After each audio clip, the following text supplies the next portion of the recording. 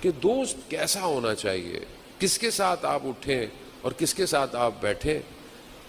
تو ہم اپنے معاشرے کو، اور بہت ضروری ہے جان محترم، اچھا دوست وہ ہے جو تنہائی میں آپ کو آپ کی برائی بتاتا ہو. دوسروں کے سامنے تو بے عزتی ہے، دوست نہیں کرتا ایسا. دوست تنہائی میں آپ کی برائی اگر اچھا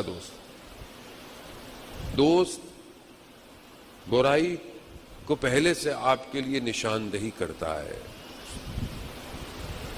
اور کتنا اچھا وہ دوست ہو جو اپنے دوست کو تہجد کی نماز میں اٹھائے. ایسا دوست، اب آپ کہیں گے مولانا صاحب ایسا میرا کوئی دوست نہیں ہے، تو آپ کسی کے دوست بن جائیں. ایسے آپ اس کو فون کر کے اٹھائیں، تہجد پڑھ لو.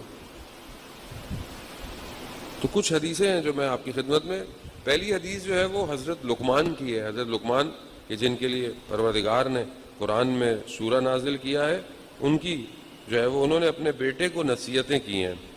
اور یہ نصیحتیں جو انہوں نے اپنے بیٹے کو کی ہیں، اور حضرت لقمان دیکھیں، حضرت لقمان نبی نہیں تھے مگر اور غلام تھے، لیکن اللہ نے حکمت کو ان کے اندر جاری کیا ہوا کہ اللہ نے قرآن کا سورہ ان کے نام سے نازل کر دیا.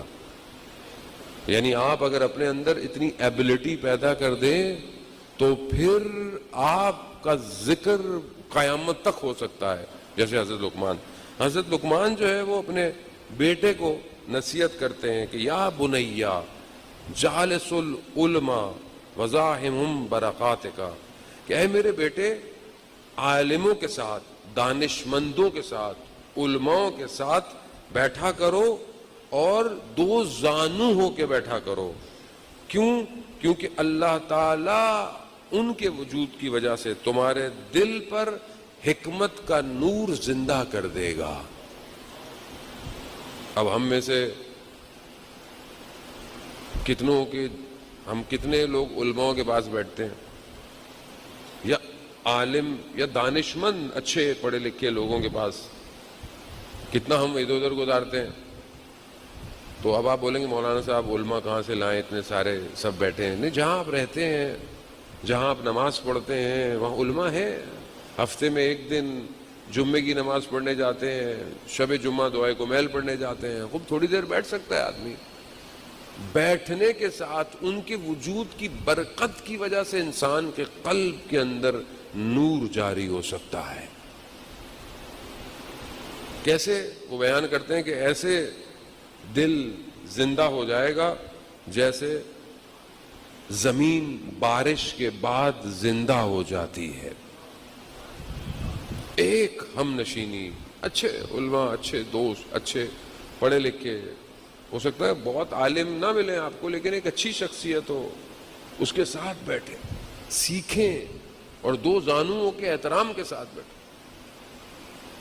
قرآن کے لیے جان محترم میں آج پڑھ رہا تھا، قرآن نور ہے، نور. ایک شخص عالم دین ہے، کہتے ہیں میں قرآن پڑھا تھا، میں نے دھیان نہیں دیا، کرسی کے نیچے بیٹھا، میں نے ایسی قرآن پڑھا.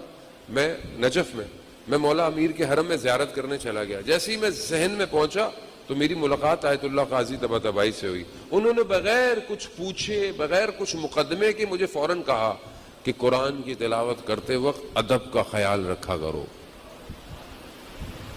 کیوں ادب کا خیال رکھیں؟ آپ کو پتا ہے قرآن کیوں؟ قرآن کیا ہے؟ علی مال قرآن قرآن مال علی، قرآن کے ساتھ ہے اور قرآن، وہ امام علی علیہ السلام کون ہے؟ امام ہے. تو آج کا امام قرآن کے ساتھ ہے اور قرآن امام کے. اگر امام غیبت کے پردے میں ہے تو ہمارے پاس کیا ہے؟ قرآن نہیں ہے گھر میں ہے. تو قرآن اگر امام زمانہ میرے پاس ہوتے، بیٹھے ہوئے ہوتے، تو میں امام کے سامنے کیسے بیٹھتا،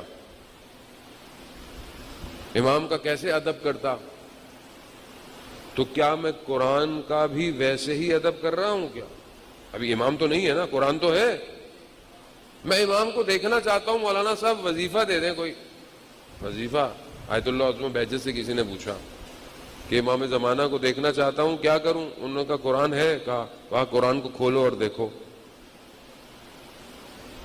مگر ہمارے ہاں تو قرآن لحاف میں مخمل کے، اس پہ ڈوری بھی اتنی لمبی ہوتی ہے کہ 10 دفعہ لپیٹی جاتی ہے اور اوپر رکھا ہوا ہے بس۔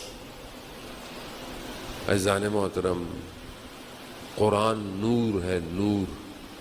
اگر آپ چاہتے ہیں آپ کے اندر نور آئے تو قرآن کی تلاوت کریں، کلام الہی ہے۔ جس ہستی سے امام حسین نے کیا کہا؟ اگر خدا سے ملاقات چاہتے ہو، اب اس لیے آئے نا، میں بار بار اس لیے ریپیٹ کرتا ہوں کہ آپ موضوع سے دور نہ ہو جائیں۔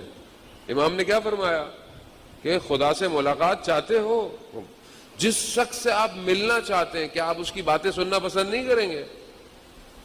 جس شخص سے آپ ملنا چاہتے ہیں اور آپ کو کہا جائے کہ جس سے آپ ملنا چاہ رہے ہیں یہ کتاب تو اسی کی ہے، آپ کہیں گے ہاں بڑے شوق سے دیجئے، کیا کہا ہے اس نے؟ یہ کہا ہے۔ تو کیا میں روز اس کی سن رہا ہوں؟ ابھی کل میں نے آپ کو تھوڑی سی نہج البلاغہ سنائی، تھوڑی سی، جس کو مانتے ہیں اس کی بھی تو سننی چاہیے نا۔ اب جس سے ملاقات چاہتے ہیں، جو مالک یوم الدین ہے، جو خالق ہے ہمارا، جس نے پوری کائنات کو بنایا ہے، جس نے ہمیں اس قابل کیا کہ ہم اس نعمتوں سے استفادہ کر سکیں، کیا آپ کا دل نہیں چاہتا کہ وہ آپ سے باتیں کرے؟ دنیا جہان کی باتیں ہم سنتے رہتے ہیں، واٹس ایپ، فیس بک، انسٹاگرام، پتہ نہیں دنیا کیا کیا بول رہی ہے، ہم سنتے جا رہے ہیں، سنتے جا رہے ہیں۔ کوئی تھوڑا سا ٹائم نہیں ہے کہ ہم یہ بھی تو سنیں کہ جہاں پروردگار خود کہہ رہا ہے وَمَا خَلَقْتُ الْجِنَّ وَالْإِنسَ إِلَّا لِيَعْبُدُونَ، میں نے تمہیں اور جن کو خلق ہی نہیں کیا سوائے اس کے کہ تم میری بندگی کرو۔